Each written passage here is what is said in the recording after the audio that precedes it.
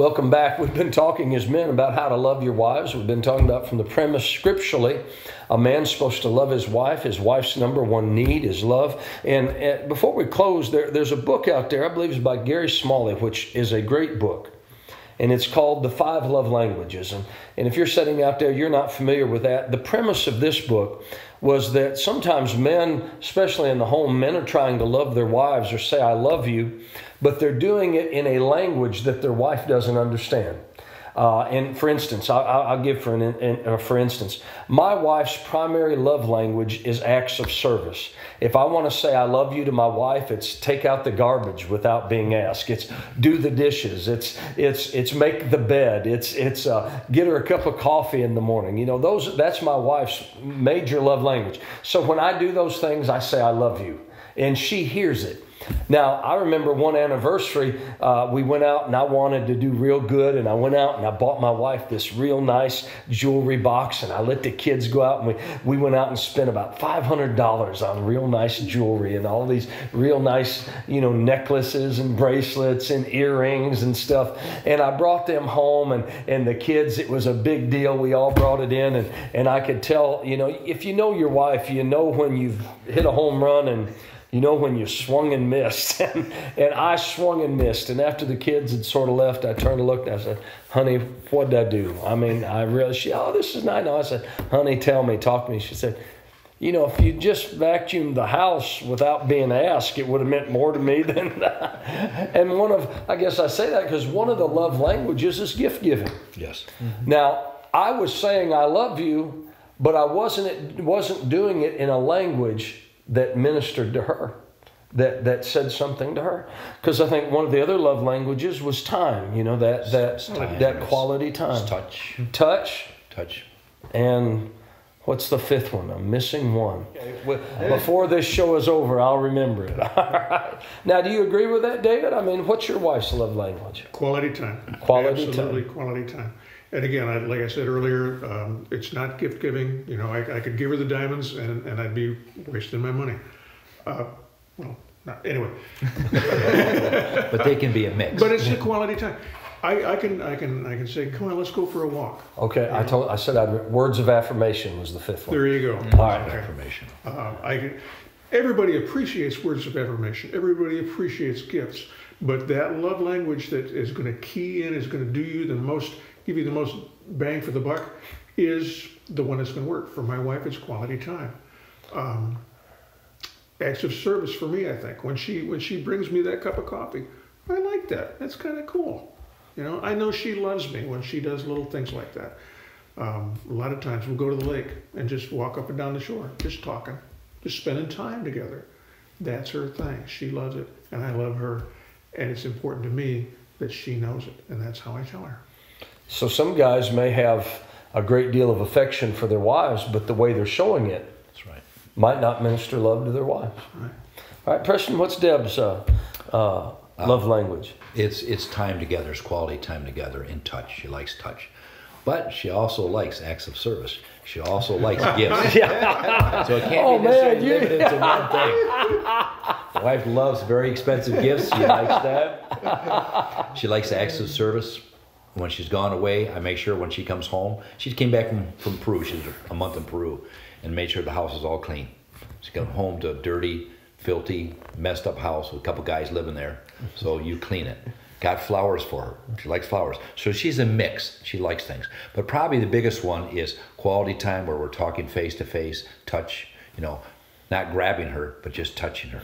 Can I say it this way? Non-sexual touch. Non-sexual touch, absolutely. And guys, you've got to do more than just grab them. You've got a non-sexual touch. I know it's hard. You got to resist sometimes, but it just pays dividends. Okay. Eric, what's Brenna's love language? It's funny because I've never really heard about. I've heard about the book. I haven't read it or anything, but my wife apparently has. She tells me all the time. Yes. She likes the words of affirmation. Like she loves just to spend quality time talking. Yes. I can buy her the world. Doesn't really matter. If I don't spend the time and just sit down and tell her about my day, listen about how her day was. Just takes 5-10 minutes really each day. just to sit down and listen to her. We put the kids to bed, and really we go up, get ready for bed ourselves, and that's how we spend the time right before we fall asleep. So now you said something that's really important there. It's amazing how the little things can make a huge difference. Oh yeah. Like I talked with a preacher the other day. He said, and he actually, we joked. It was a little bit of a joke, at the beginning. He said, "Yeah, I've been married." He's been married 20-some years, and he said, my wife and I, he says, "I'm trying to remember one fight with my wife that I won." And he, good luck. Yeah. You want to win the battle, lose the war. Yeah, but he said one of the things that he'd done. He said, just in the morning, he said he's the early riser. His wife is not necessarily the early riser, but she gets up about 6:30 in the morning. He said he gets a cup of coffee, and he takes a cup of coffee to her, and they sit down in their bed. And he said sometimes we just sit together and don't say anything at all, but sometimes it's just that little time of talking and communicating that is something that ministers to her, that makes everything else go a whole lot better. Just by that simple, I think you go through the years, some of us grew up through the 70s and stuff, and all these love songs, I'll climb the highest mountain, I'll swim the deepest sea, and things like that, and there's all sorts of love songs out there like that. But sometimes, men, we think of something big, but sometimes it's just a simple little thing, like maybe coming home from work and not just totally vegging in front of a television, but sitting down and talking with your wife. Or if it's a word of affirmation, when's the last time your wife heard something nice from you? When's the last time she heard any words of appreciation? I don't know, but she lets me know when it's been a while. I've got the greatest wife in the world, because when I start to go south, she lets me know, and then I can recover before I get too far south. Before you go too, can't recover. Praise the Lord. So go ahead, Preston. And guys, when you do things and for your wives, if you say I'm taking them out for dinner, their point system is different than our point system. If you take them out for dinner, you've gained 1 point. If you take them on vacation for a week, you've gained 1 point. If you buy them flowers, it's 1 point. If you make them mad, you might have lost them all. They don't score points the way we score points. Yeah, we think we take them out to a nice dinner. Boy, I've scored hundreds of points. Yeah, it's not true. Their point system is different than our point system. But the biggest problem with most wives have is their husbands won't talk. Besides financial issues, that's the number one issue facing divorce. My husband won't talk. He won't talk to me. We don't communicate. And men as a whole, we don't even talk to each other half the time. You could be fishing with a buddy all day long and hardly say, and their wife's, what'd you talk about? Nothing. Nothing. We talk, but it's not, it's just silly stuff.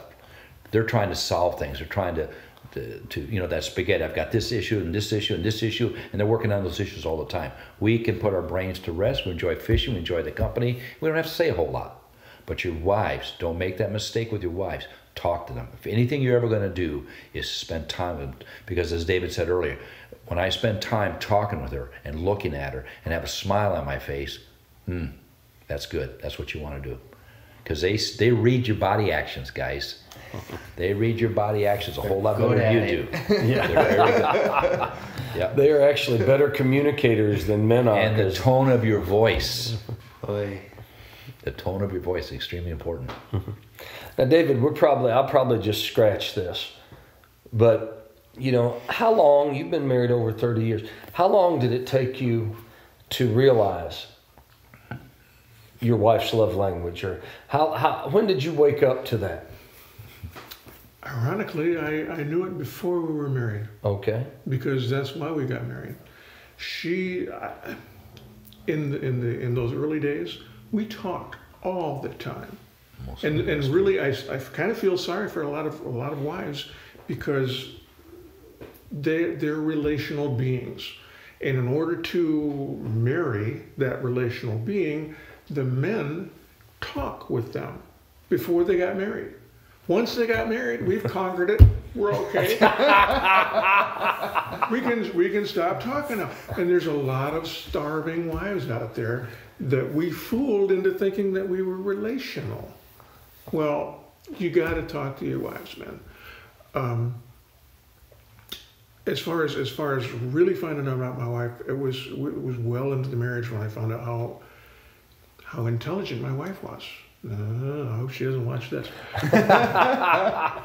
we were home group leaders at the time, and because I was the home group leader, I took. It means charge. You had a group of people in your home that came for a Bible study, kind of for counseling, for just and we would listen to their things, and I would expound with my wisdom. And then she said something one day, and I thought, wow, that's pretty smart. And then something else, and then, wow, now I go to her. I said, before I say anything, I say, what do you think about this? Smart. And it's amazing. We're much, much better at it now. Men, listen to your wives. Talk with your wives, but listen to your wives. The benefits are amazing. Yeah, absolutely.